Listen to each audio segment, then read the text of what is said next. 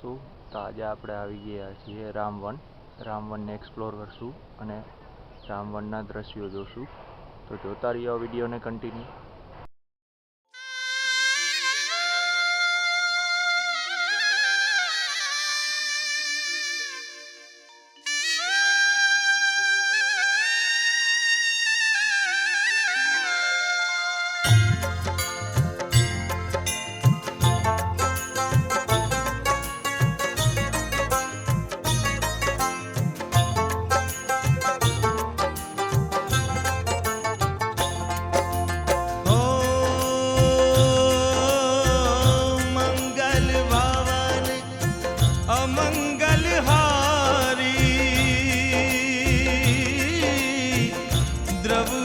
दशरथ अजीर बिहारी राम सिया राम जय जय राम.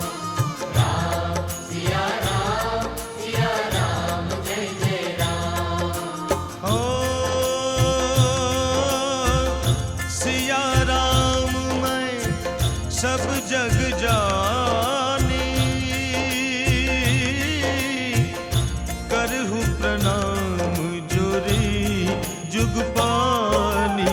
राम सिया राम जय जय राम. राम सिया राम जय जय राम. हो रघुकुल रीत सदा चल आई प्राण जाए अरु बचन न जाई.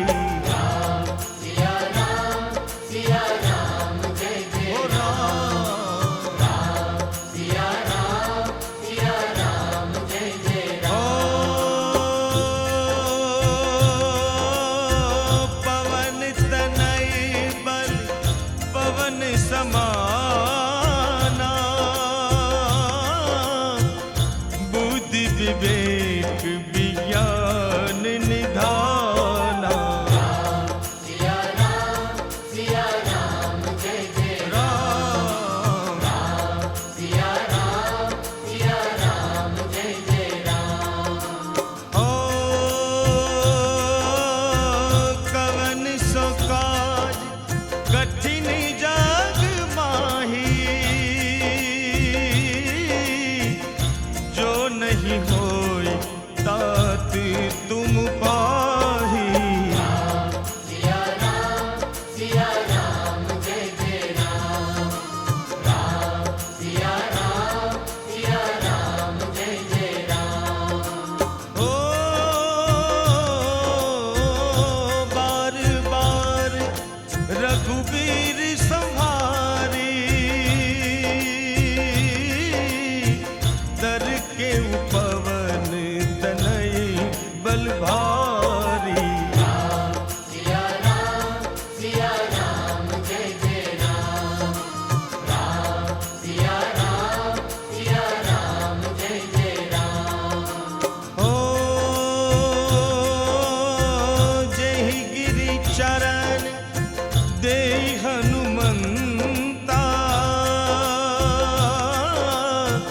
चले सो गा पाताल तुरंता. राम सिया राम जय जय राम.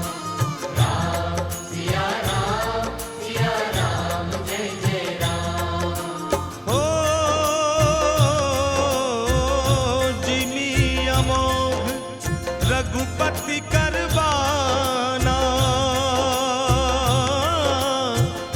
एहि भांति चले हनु